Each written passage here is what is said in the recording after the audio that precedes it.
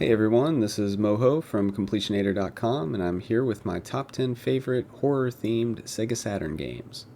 Although it may not have a ton of horror games, the Saturn does have a nice variety to choose from with plenty of action, adventure, and yes, some FMV games. To keep things simple, I've limited my list to only games released in North America. Also, for ranking purposes, I've tried to balance how much I enjoy the game itself and how well it applies its horror theme. And with that, let's get started.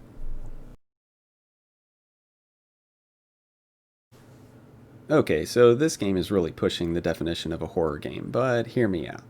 While it lacks a lot of the thematic and gameplay elements that you would find in something like Resident Evil or Silent Hill, Loaded features a variety of over the top comic book style villains as its playable characters.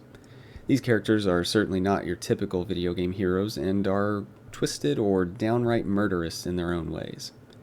The gameplay itself is a simplistic but non-stop overhead shooter that doesn't involve much beyond you mowing down legions of enemies and leaving blood splatters all over the place. You also hunt down colored keycards a la Doom, but that's merely a way of providing a short breather in between all of the carnage. I've always enjoyed this game because it's just mindless fun within a gory sci-fi world with just a pinch of horror added to the mix. Truth be told, I much prefer this one over some of the other entries on this list, but since it just barely made the cut for being horror themed, I'm gonna leave it at number 10.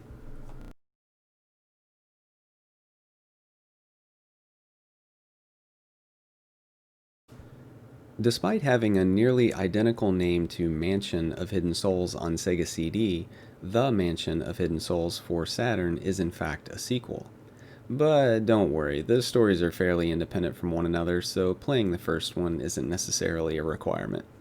Both of the games have you exploring the same creepy mansion, though the rooms and the characters you find in them do vary between each game.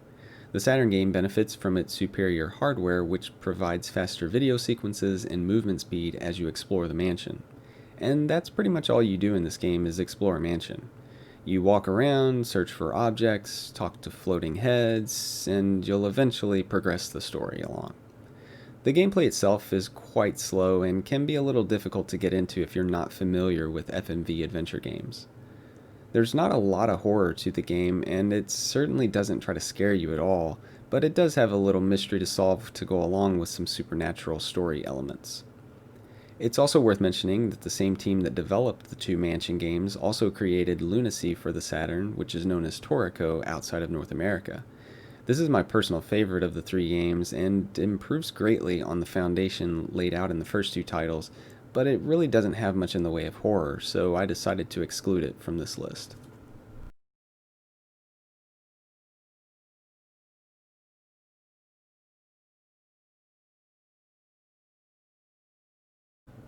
Corpse Killer was originally released in 1994 for the Sega CD, 32X, and 3DO. At its core, it's an FMV light gun shooter similar to Lethal Enforcers and Mad Dog McCree, but it also pulls in elements from other interactive movie games by Digital Pictures, such as Night Trap and Double Switch. The Saturn version was released a year later in 1995 and tacks on the Graveyard Edition subtitle. This release improved the video quality and added some new difficulty options into the mix, and additionally, Digital Pictures tweaked the shooting segments and introduced in-your-face jump scare zombies. But it also inexplicably removed light gun support, as this game sadly is not compatible with the stunner. The film sequences are very campy, so if you like B-movies, you might get some enjoyment out of that portion. The shooting sequences are short and fairly basic, though there is some strategy when using the various ammo types available. The gameplay can be a mixed bag overall, especially without having the option to use the stunner, but the game does have a very strong horror theme and might be worth a look if you enjoy FMV games.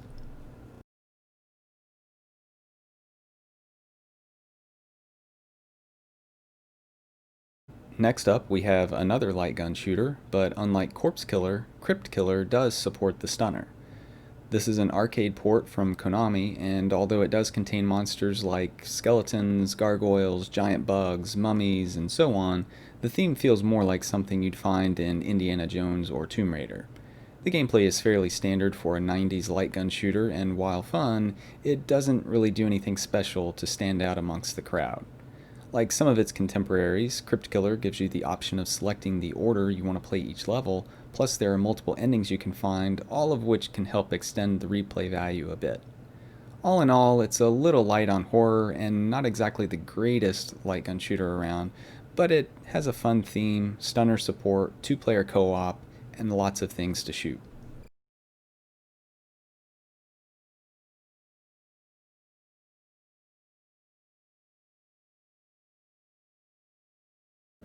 Released in 1996, Alien Trilogy is a first person shooter based on the Alien movie franchise and features a story that sort of pulls together elements from the first three movies, despite not being based directly on any of them. The game was developed by Probe Entertainment, and they would also later release Die Hard Trilogy, which was essentially three games, each with a distinct gameplay style in one package, unlike Alien Trilogy, which is solely focused on FPS action. Anyways, this game is actually pretty solid, especially for a mid 90s game based on a movie franchise.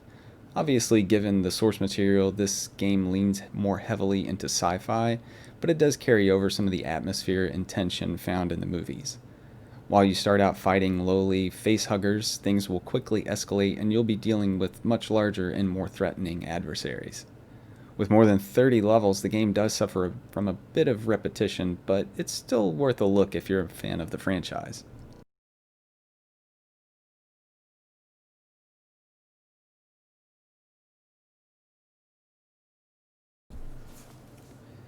Now, this is a really unique game in the Saturn library. Mr. Bones features over 20 levels, and aside from a few exceptions, they each have their own distinct style.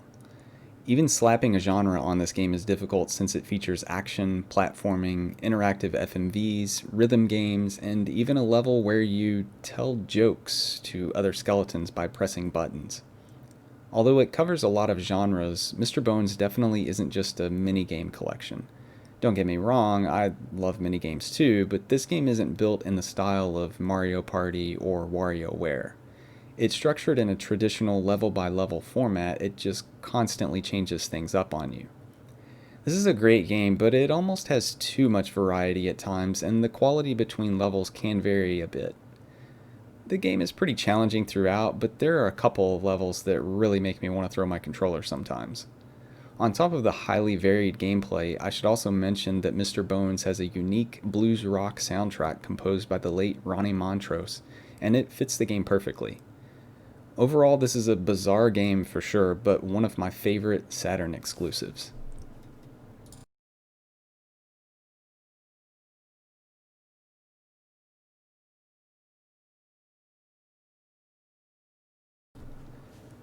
The Saturn is home to a bunch of excellent arcade ports, and The House of the Dead is one of my favorites.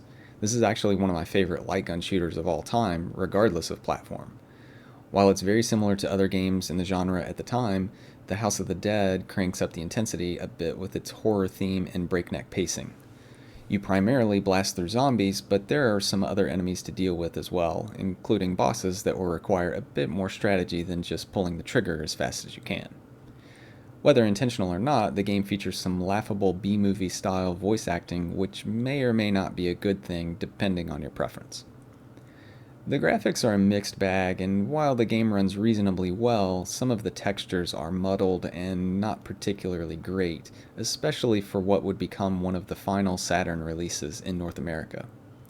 The other downside to the game is that there's just not much to it. It might take you a few tries, but you can roll through this one in about 30 minutes or so.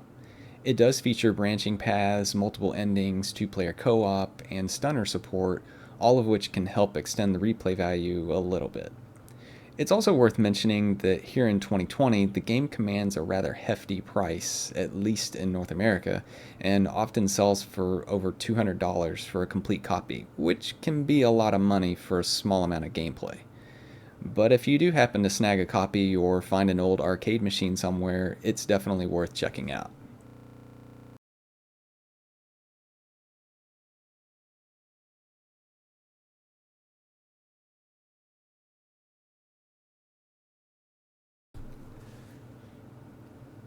Next up, we have Enemy Zero, which is probably the game that evokes a sense of dread greater than any other on this list. This game was released in North America in 1997 and is one of several unique games developed by Warp. Enemy Zero is a story-driven survival horror game that's spread across 4 discs filled with FMV sequences.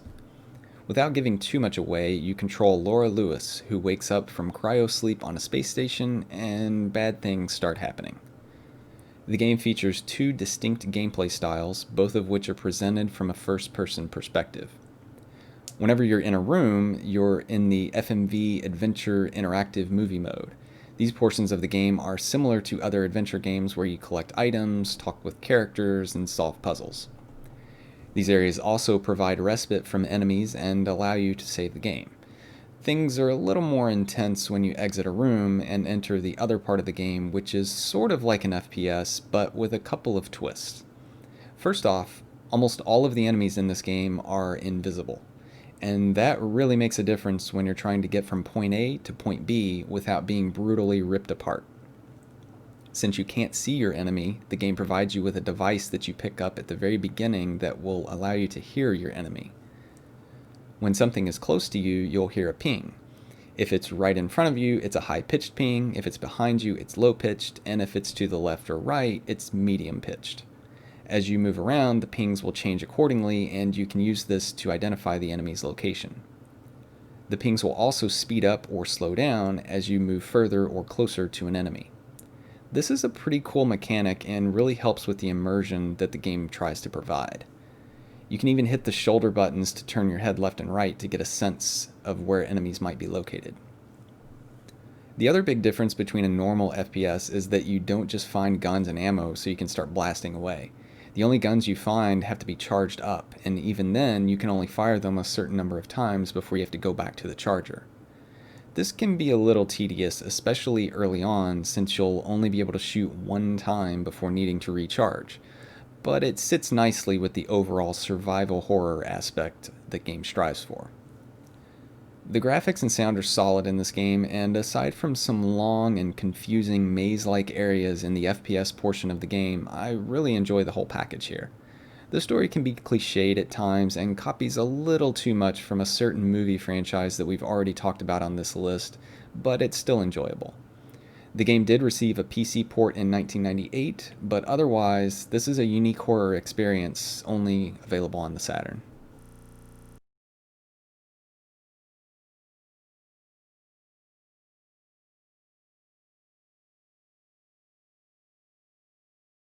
Ever since it was released in the mid-90s, D has been a somewhat polarizing game. On the one hand, it's a slow-moving FMV interactive movie that's completely devoid of any real-time action aside from a single QTE sequence. But on the other hand, it's loaded with great horror atmosphere, has a story that dabbles into controversial topics, at least for the time, and features a time limit that was fairly unique upon release. As far as I can recall, this was the very first true horror game I ever played. I'd played games with horror themes such as Zombies Ate My Neighbors, Castlevania, Gargoyle's Quest, and so on, but D was the first game that truly tried to immerse me in a full-on horror experience, and I enjoyed every minute of it. Speaking of minutes, you have exactly 120 of them to complete this game. As part of the immersion, the game plays out in real time, and if you're unable to finish within the time limit, the game will end. As I mentioned before, D is an FMV interactive movie, and as you may have noticed by the gameplay here, it's quite similar to Enemy Zero in this regard. There's a good reason for that, since D was the game Warp developed just prior to Enemy Zero. Furthermore, you remember how I mentioned you control a character named Laura Lewis in Enemy Zero? Well, in this game you control Laura Harris, who is considered to be the same digital actress. This was an idea Warp started toying with in D and would continue through D2, which was released a few years later for the Dreamcast. Anyways, back to the gameplay. D does move along at a slow pace, but while you're exploring the castle, you'll be treated to all sorts of cool areas and sequences that will appeal to horror fans. Despite having a terrific atmosphere, D isn't a scary game by any means, and the only real threat you have in the game is the time limit, which is mostly neutralized once you're familiar with the game. The story isn't the greatest thing ever, but I still find it enjoyable enough to play through the game every few years or so. And really, with its low difficulty and short playtime, I generally just consider D to be a horror movie I can revisit every so often, and as long as you're okay with the slower pace, I highly recommend checking it out.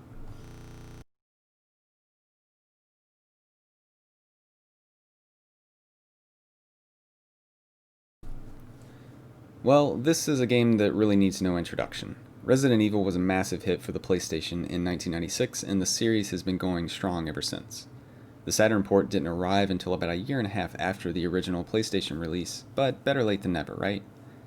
For the most part, this is a straight port of the game, but it does have a few changes that might make it worth checking out if you're a fan of the series. There's some minor additions, like an alternate hunter model and a second tyrant to fight in the game, but the main addition is a bonus mode called Battle Game that unlocks when you finish the main story. As the name suggests, this mode has you battling all sorts of enemies across various areas from the main game. Not only will you fight standard enemies and bosses, this mode will also throw a couple of exclusive enemies at you, including a zombified version of Wesker. Upon completion, you'll receive a score and a rank and can log your initials on a leaderboard much like an arcade game. It only takes about 15 or 20 minutes to play through this mode, but it's a fun little bonus that's only available in the Saturn version. The Saturn does a fine job in terms of graphics, but I will say the character models are a little different than the PlayStation version. They're not necessarily inferior, just different. Overall, though, the original Resident Evil, regardless of platform, is a true classic in my view, and without a doubt, my favorite horror game for the Saturn.